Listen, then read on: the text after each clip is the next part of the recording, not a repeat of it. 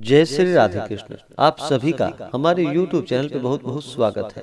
आइए जानते हैं मोक्षदा एकादशी वर्ष 2022 व्रत के शुभ मुहूर्त के बारे में, पारण समय के बारे में और फिर सुनेंगे मोक्षदा एकादशी व्रत की कथा। मोक्षदा एकादशी का व्रत इस बार जो कि 3 और 4 दिसंबर दोनों दिन ही मोक्षदा एकादशी का व्रत पड़ रहा है। मोक्षदा एकादशी का व्रत जो कि हर वर्ष मार्गशीर्ष यानी कि अग्रहण माह के शुक्ल पक्ष की एकादशी तिथि के दिन मोक्षदा एकादशी का व्रत किया जाता है।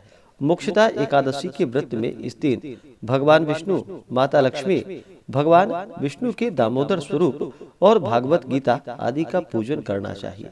मोक्षदा एकादशी का व्रत यह सभी प्रकार के पापों को नष्ट करने वाला है। जब व्यक्ति के पाप और ताप नष्ट होते हैं तभी उनके पुण्यों का उदय हो पाता है। उसके बाद ही सभी प्रकार के सांसारिक सुखों की प्राप्ति होती है। मोक्षदा एकादशी व्रत के प्रभाव से यह व्रत जो कि पितरों को भी मोक्ष प्रदान करने वाला है और यह सभी प्रकार के मोह बंधनों से मुक्त करने वाला है। एकादशी का व्रत जो कि हर माह के कृष्ण पक्ष और शुक्ल पक्ष की एकादशी तिथि के दिन एकादशी का व्रत किया जाता है। एक वर्ष में 24 एकादशी का व्रत होता है। वहीं पर अगर अधिक मास हो तो 2/26 एकादशी का व्रत होता है। हर व्रत का अपना अपना विशेष महत्व है। इसी प्रकार से मार्गशीर्ष अगहन मास शुक्ल पक्ष मोक्षदा एकादशी व्रत का अपना विशेष महत्व है। एकादशी के व्रत के लिए व्यक्ति को जो कि दशमी के दिन से ही व्रत के नियम का पालन करना चाहिए। दशमी तिथि के दिन सूर्यास्त से पहले भोजन ग्रहण करना चाहिए। उसके बाद दांतों को अच्छे तरह से साफ कर लेनी चाहिए। रात्रि में ब्रह्मचर्य का पालन करते हुए भगवान नाम का स्मरण करते हुए सोना चाहिए। एकादशी तिथि के दिन सुबह उठ करके नित्य क्रियाओं से निवृत्त हो करके गंगा नदी में या घर के नहाने के पानी में थोड़ा सा गंगा जल मिला करके स्नान करना चाहिए। शुद्ध वस्त्र धारण करना चाहिए और व्रत का संकल्प लेना चाहिए। भगवान से प्रार्थना करनी चाहिए कि हे भगवान विष्णु, माता लक्ष्मी, हे दामोदर भगवान, आज मैं मोक्षदा एकादशी का व्रत करने जा रहा हूँ या करने जा रही हूँ। आप हमें आशीर्वाद प्रदान करें। इस प्रकार से भगवान से प्रार्थना करें। आपके मन में जो भी इच्छा हो, जो भी कामना हो, वह प्रभु से कहे और कहे कि हे प्रभु, यह व्रत मेरा निर्विघ्न पूरा हो और हमें पुण्य फलों की प्राप्ति हो। हमें ऐसा आशीर्वाद प्रदान करें। इस प्रकार से भगवान से प्रार्थना करें और एकादशी तिथि के दिन जो कि दिन भर उपवास रहते हुए व्रत को रखना चाहिए और रात्रि में भजन कीर्तन करते हुए, जागरण करते हुए समय को व्यतीत करना चाहिए।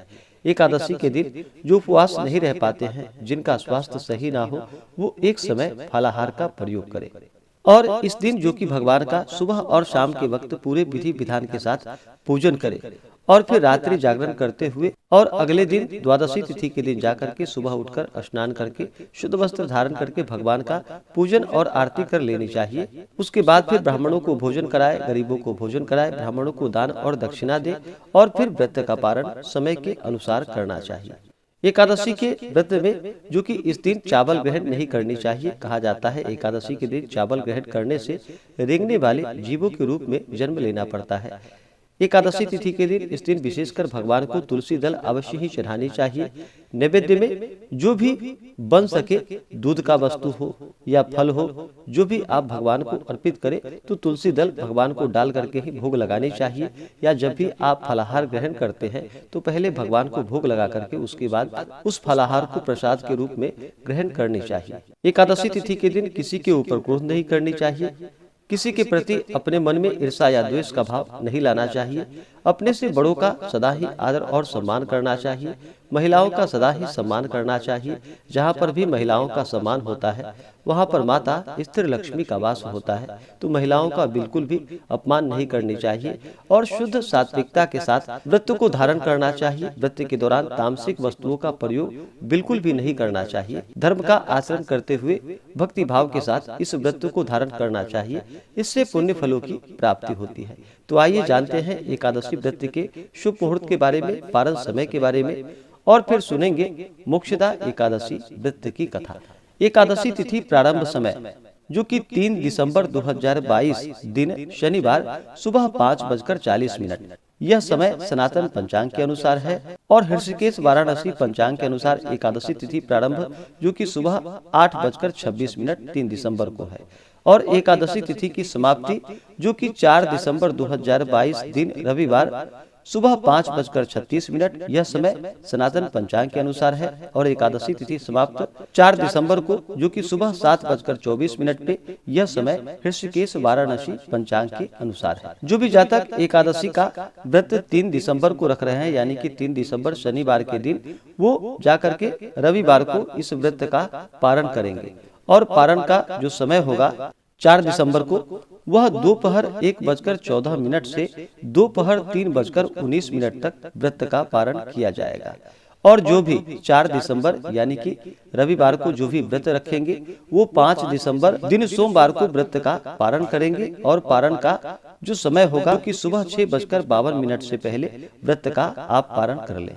इसमें हमने जो भी बताया है वह ज्यादा समय नहीं लेते हुए बताया है। अगर आप विशेष प्रकार से मोक्षदा एकादशी व्रत के बारे में जानकारियां प्राप्त करना चाहते हो, व्रत विधि के बारे में, तो हमारे चैनल पे वीडियो अपलोडेड है। आप वहां से संपूर्ण व्रत विधि नियम महत्व के बारे में जानकारियां प्राप्त कर सकते हैं। और इस बार जो है मोक्षदा एकादशी व्रत का पारण वह गौमूत्रेण पारणम, गौमूत्र से व्रत का पारण किया जाएगा। यह संभव ना हो तो आप तुलसी दल और जल से व्रत का पारण करें। एकादशी तिथि के दिन 3 दिसंबर को राहु काल का समय जो कि सुबह 8:57 से सुबह 10:17 तक राहु काल का समय होगा। और 4 दिसंबर को राहु काल का समय जो कि दोपहर 3:27 से शाम 4:56 तक राहु काल का समय होगा।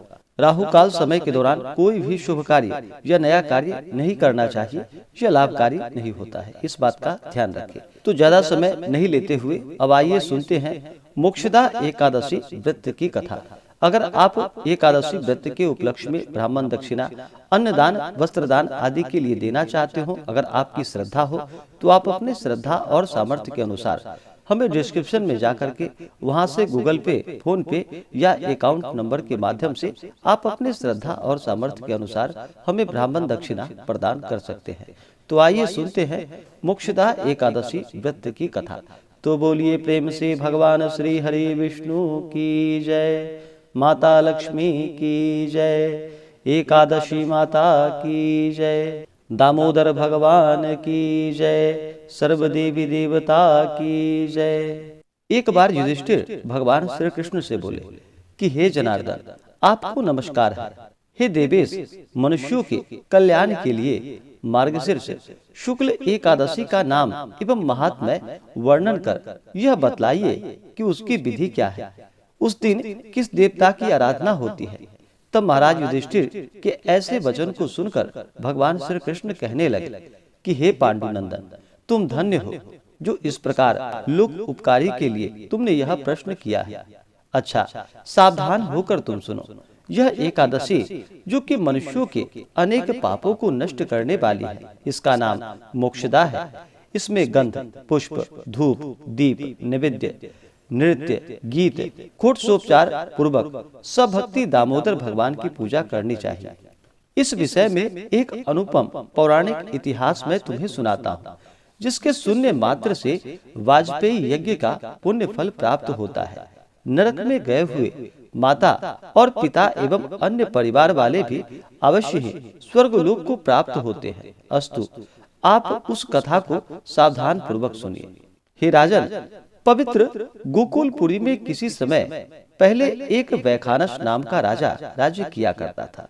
वह राजा अपनी प्रजा का पुत्र के समान पालन पोषण किया करता था।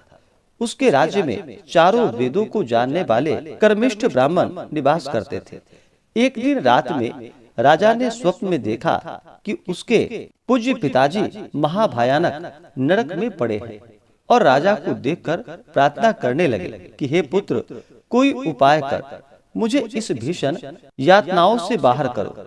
प्रातः काल उठने पर राजा का मन परम खिन्न था। वह यही सोच रहा था कि किस प्रकार अपने पूज्य पिताजी को नरक से बाहर करे। बहुत कुछ विचार करने पर भी वह जब कोई विचार नहीं कर पाया, तब राज दरबार में जाकर उत्तम विद्वानों, ज्योतिषियों और तपस्वियों को बुलाकर तथा रात के स्वप्न का समुचित वृतांत बतलाकर सब लोगों से प्रार्थना कर निवेदन किया कि कोई ऐसा उपाय निकाला जाए कि जिससे मेरे पिता का उद्धार इस महानरक से हो, क्योंकि उनकी दशा पर मुझे अत्यंत ही खेद और दुख है। यह मेरा राज्य, सुख और ऐश्वर्य सारा का सारा एकदम निरर्थक है। हाथी, घोड़ा, धन, संपत्ति, स्त्री, पुत्र एवं परिवार मुझे कुछ भी आनंदकर प्रतीत नहीं होता। नहीं सोचता कि मैं क्या करूं और कहां जाऊं और किस प्रकार पूज्य पिताजी के कष्टों का निवारण करूं। उस सामर्थ्यवान पुत्र का जीना किस काम का, जिसके पूर्वज नरक में पड़े हो। राजा के हृदय के ऐसे उद्गार को सुनकर ब्राह्मणों ने एक स्वर में कहा कि राजन, यहाँ से समीप ही परवर्तक मुनि का आश्रम है। वह महामुनि भूत, भविष्य एवं वर्तमान तीनों लोकों के ज्ञाता है। वह आपको कोई न कोई युक्ति अवश्य ही बतलाएंगे। ब्राह्मणों की ऐसी वाणी को सुनकर राजा ने परवर्तक मुनि के आश्रम की ओर प्रस्थान किया। वह आश्रम कैसा था? वहाँ पर अनेक शांत चित्त योगी, ऋषि, मुनि और तपस्वी अपने अपने धार्मिक कार्यों में संलग्न थे। वह स्थान चतुर्वेद ज्ञाता वेदज्ञों से परिपूर्ण था। ऐसे ऐसे महात्माओं से घिरे हुए परवर्तक मुनि अत्यंत तेजोमय, दूसरे ब्रह्मा के समान ही दिखलाई पड़ रहे थे। राजा ने मुनि को साष्टांग नमस्कार किया। मुनि ने आशीर्वाद देकर उसके परिवार और राज्य के कुशल समाचार उनसे पूछा। राजा ने कहा कि हे भगवान, आपकी कृपा से परिवार एवं राज्य सभी कुशल पूर्वक है। यद्यपि राज्य में किसी प्रकार की बाधा एवं विघ्न नहीं है, तथापि कुछ मानसिक कष्ट इस समय अवश्य कष्ट दे रहे हैं। उन्हीं के निवारणार्थ आपकी सेवा में मैं उपस्थित हुआ हूँ। आशा ही नहीं, विश्वास है कि अब आपकी दया से वे भी दूर हो जाएंगे। राजा के ऐसे वचन को सुनकर मुनि ध्यान अवस्थित हो भविष्य का चिंतन करने लगे। एक मुहूर्त बाद ही आंखें खोल कहने लगे कि राजन, तू अपने पापी पिता की यातनाओं से दुखी होकर यहाँ पर आए हो। तेरे पिता ने कामवश अपनी एक स्त्री का ऋतु भंग किया था। ऐसे पाप के फल स्वरूप वह नरक यातना भोग रहा है। मुनि के ऐसे वचन को सुनकर राजा ने कहा कि भगवान, किस दान, पुण्य एवं व्रत से मैं उनका उद्धार कर सकता हूँ। कुछ विचार कर मुनि ने कहा कि राजन, अगहन मास के शुक्ल पक्ष की एकादशी का व्रत आप जो कि सपरिवार सहित कीजिए और उसका पुण्य अपने पिता के लिए अर्पण कीजिए, तो अवश्य ही आपके पिता का उद्धार होगा। राजा ने मुनि के आश्रम से आकर उनकी आज्ञा अनुसार सपरिवार एकादशी का व्रत कर उसका पुण्य अपने पिता को अर्पण कर दिया। फलस्वरूप उसके पिता को नरक से निकाल एक दिव्य विमान में बैठाकर स्वर्ग भेजा गया।